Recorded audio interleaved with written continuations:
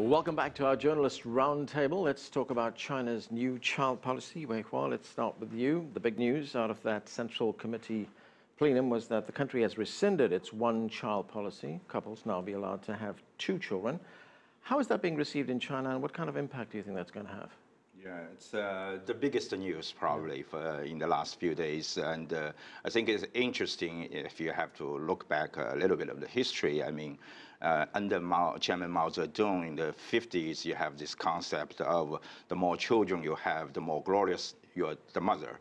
You know, so then into the 70s, and China realized the population explosion is really the pressure and the country is facing. So, in the previous decades, we have been feeling that China's problem is not just pollution others, but population explosion. But then coming into these years, I mean, people realize China is facing a different set of issues in the population policy. The aging population has become a big concern. And if the current trajectory continues, I mean, it's predicted that in 2-3 generations, China will have less than 200 million people. So it's quite dramatic. I mean, it's not tomorrow, but I think scientists have to do work much in advance. I hope, you know, there will be more sort of a vibrant debate, a policy debate in the future. But it's interesting, you know, people, I think the reality on the ground is also very different from decades ago, because urban Chinese especially are not, don't have the incentive to have more children, actually. If you see the experiment the last few years, I mean, when they experimented the policy among a certain group of people, I mean, only like a little more than 10% of the people want to have a second child. So I think the feeling is that there will not be a population explosion, I mean, as we worried. I mean, it will be more balanced, I mean, gender-wise, and it will not be aging, I mean, too quickly before China becomes rich. I think my concern is, you know, because a lot of the population growth is going to happen in the countryside, the rural area, where actually the resources for education, Medicare is lacking. So I think what the government needs to do is to increase investment in this area. So I think the population quality is really the concern. I mean, when China wants to move up the ladder, you know, in its development.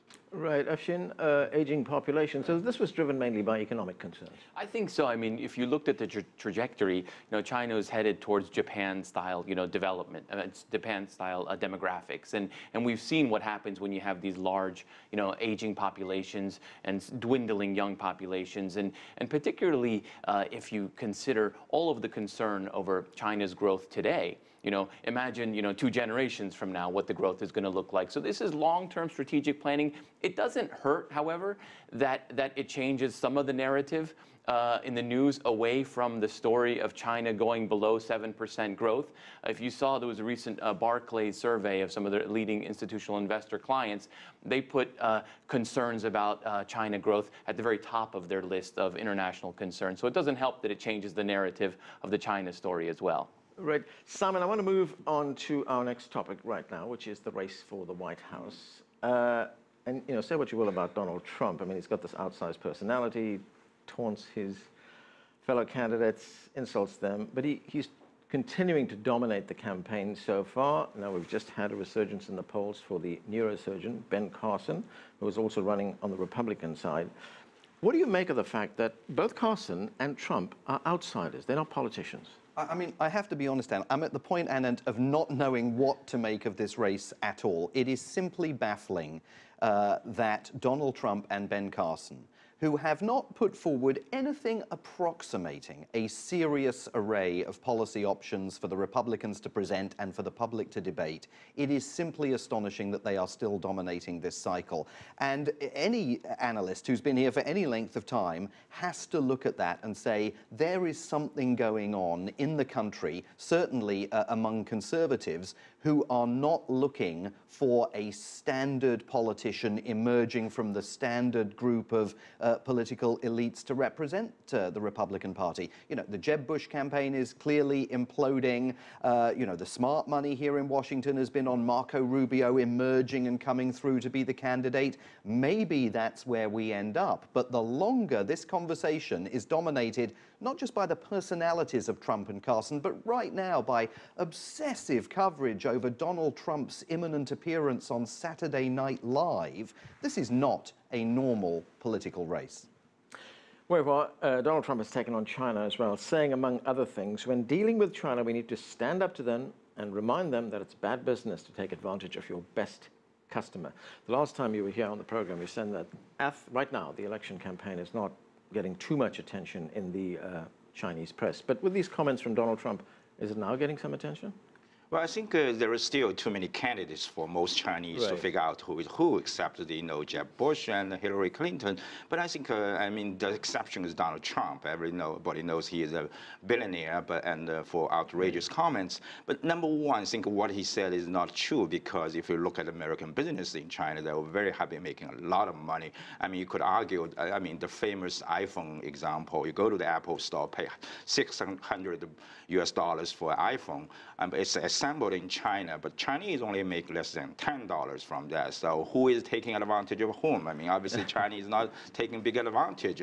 I mean, there are many other examples. Also, I think we should not, I mean, Donald Trump's words is not the facts. I mean, people know. And also, I mean, as, you know, the people here alluded, I mean, he is mostly a comedian, I would say. I mean, not, I don't think he is going to survive until the general election.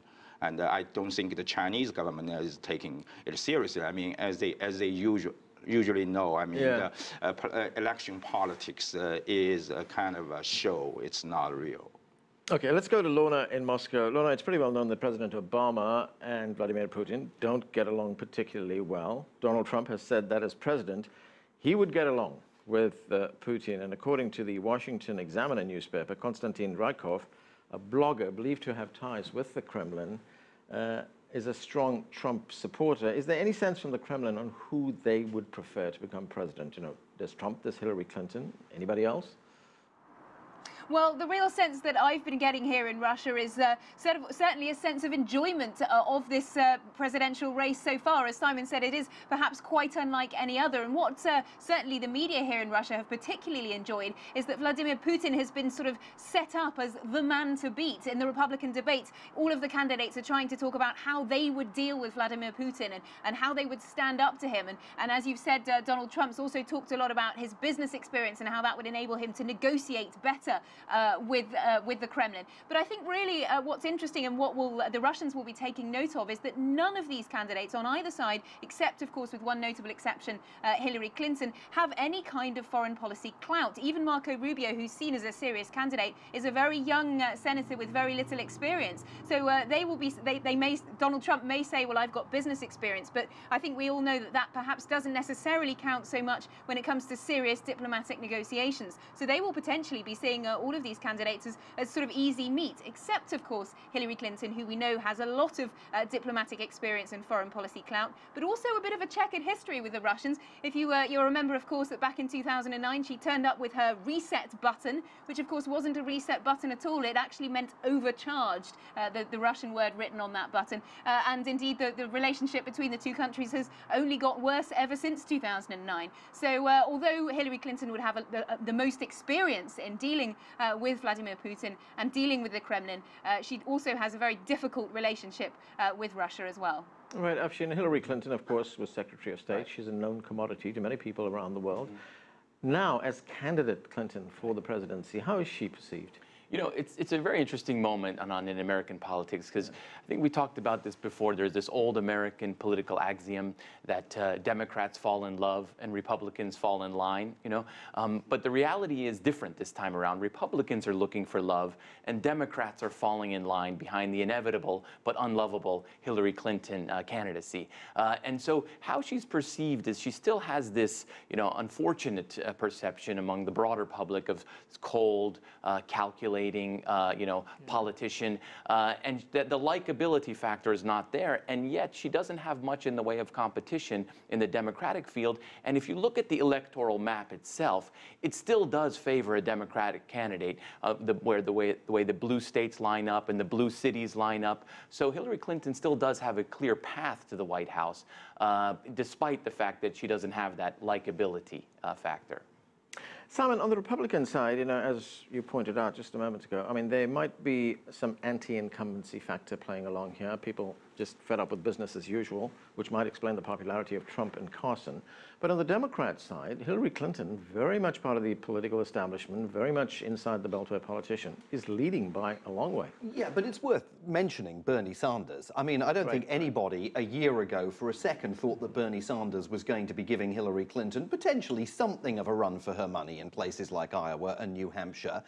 So it's absolutely apparent that Hillary Clinton is going to coast to this presidential nomination. There's, barring some unforeseen circumstance that we don't know about today, there doesn't seem to be anything to stop her. But Bernie Sanders is going to end up, he'll have a speaking role at the convention, and he represents, in a sense, the same seam of concern that you're seeing on the Republican side about the entrenched political elites. He's a fixture here in Washington, but he's the only self-described socialist in the United States Congress, and it's extraordinary that that populist version of politics that he's presenting, similar but different from what Trump and Carson represent, is striking a chord among some Democrats. So, Hillary Clinton on the Democrat side. I want to hazard a guess on the nominee from the Republican side. I've been so wrong now. At this point, it doesn't matter. I mean, I think, you'd have to say that eventually they're going to coalesce around someone like Marco Rubio or Ted Cruz, but when that process of coalescing begins, it's got to start soon, or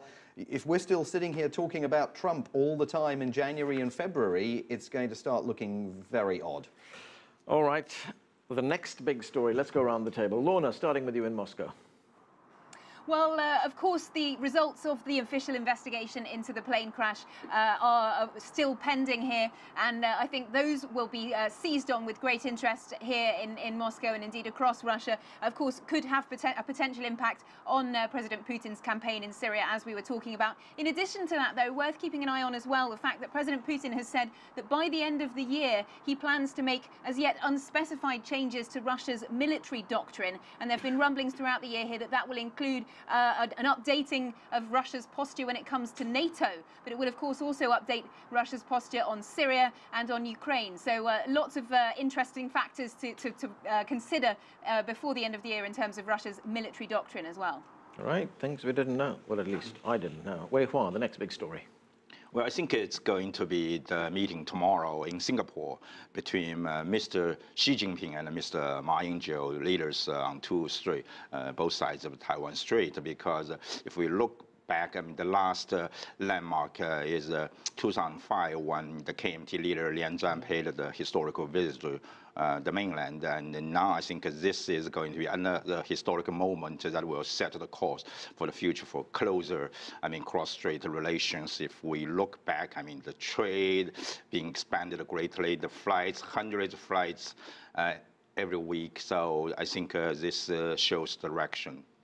Afshin? I think that on December 3rd, on two of the world's most powerful central bankers will signal to the markets, what they're going to do. Mario Draghi is going to be meeting with the European Central Bank, and Janet Yellen is going to be testifying before the U.S. Congress. So I think the next big story is this 8 or 9 year near zero interest rates in the U.S. look like it might be finally coming to an end. And on December 15th and 16th, where the Federal Reserve Open Market Committee meets, it looks like we may see a teensy-weensy, but we'll start an upward move in interest rates, and that's obviously going to have effects across the global economy. So I think that's the next big story. Right. And Simon, your next big story. 2 words, Guantanamo Bay. The administration is going to have to do something in the next few weeks publicly to explain how it plans to close Guantanamo Bay. That is going to lead to an enormous battle with Republicans on Capitol Hill that will be taking place in the context of the presidential election campaign.